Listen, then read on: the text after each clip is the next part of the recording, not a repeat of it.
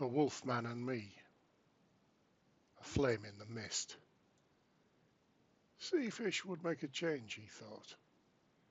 He was sick of carpfish from the pond. If it must be anything, let it not taste of soil.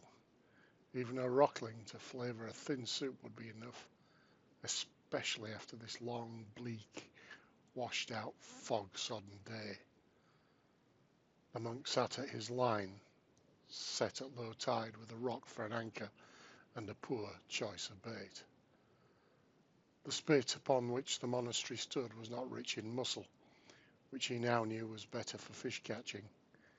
If they had had any trees left, he would rather have used his bow to shoot squirrel. It roasted well, better than fish.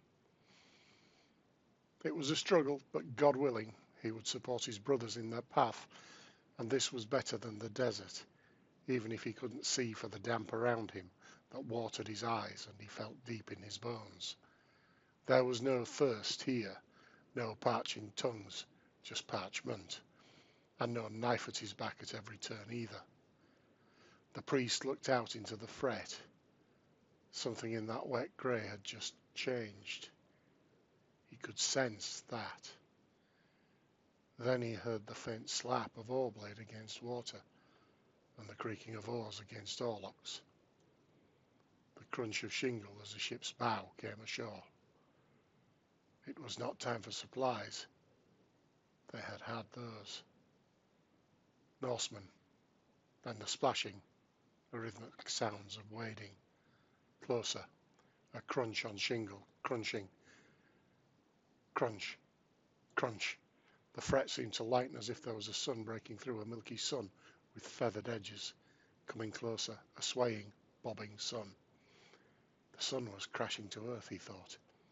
He stood and peered into the fret at the frayed sun that seemed to get closer, and then became a white head, a large white crown of shaggy hair, and then it raised its muzzle and roared. The last thing the priest saw was the axe head at his forehead, and the wolf head moved on.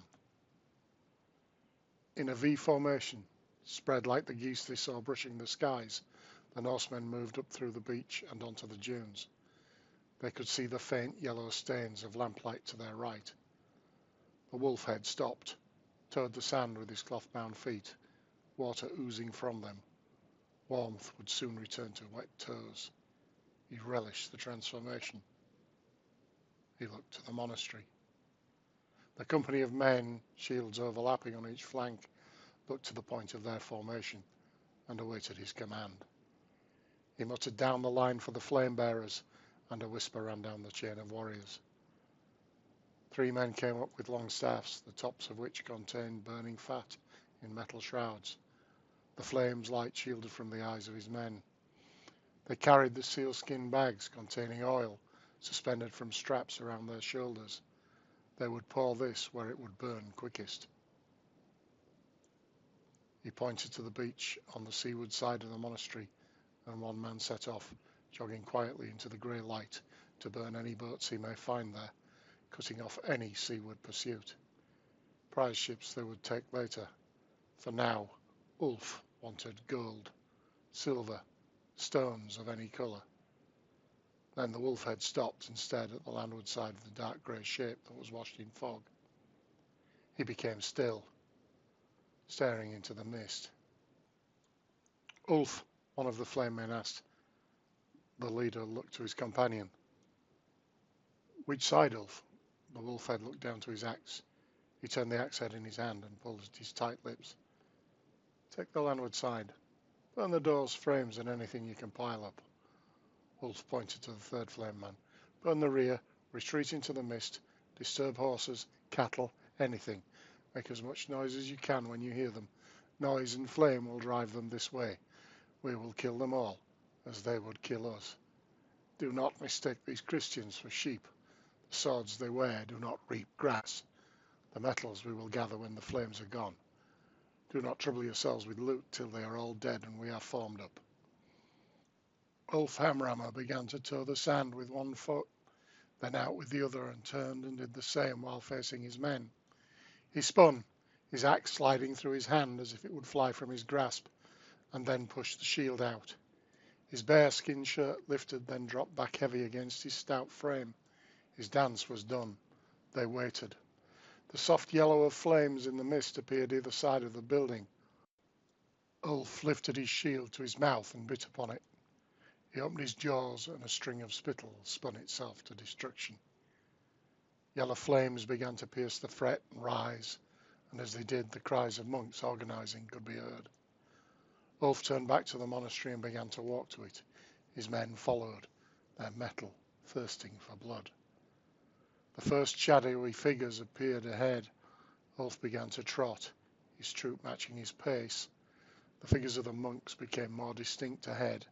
Large, rotund and muscular warrior monks formed a small phalanx, their helmeted heads searching the mist. Behind them, more monks were gathering, running about, organising and carrying. Ulf charged and leapt up and passed the first quarry, his axe whirling into the back of the monk.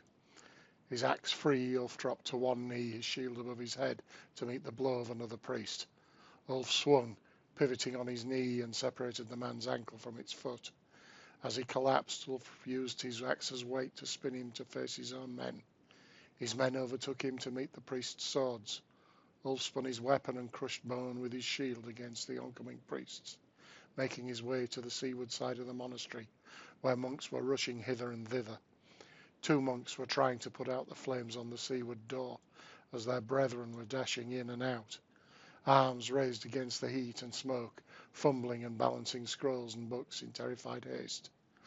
Ulf killed one desperate fireman running out, crushing him from the crown down to the shoulder with the flat of his axe, and so frightened one of the water carriers with the battle roar that the priest dropped his bucket and ran. He moved to the doorway and parried a spear thrust from the smoke, drove the spear from his enemy's grasp, then sloped inside the doorway, hunching to avoid ambush from the sides. The now spearless monk received Ulf's shield upwards, edge first, smashing the man below the jawline. The head snapped back, and that was one more on his way to his god. If they wanted this land, Ulf would be sure to help them get closer to it than they expected. He was keen that they should know to get their new god first hand, so then all could meet for reckoning at the dawn of the day of Ragnarok, he at Odin's side, and they were their idol. Outside his men fettled monks and spread fire where they could. This was a good end to a long trip across the North Sea. The god Njord had been kind. He had skimmed the sea flat. Then he had blown a warm, light wind for them, so they hadn't had to row all the way. Now it was misty, so they had surprised their enemy. Ulf had pondered too long when the blade drove through his bearskin. Its point began to drive the fibres apart on his wool shirt. As it began to prick the flesh, he whirled and drove his shield up and pushed forward. The warrior monk fell backward and Ulf jumped, his feet landing straddled at the priest's waist. He raised his axe and the monk swore at him. "It's gone. You're too late," the priest said. "What's gone?" said Ulf, and the monk replied, "The book." Ulf grinned and laughed. Then grim humour was born at his heathen lips.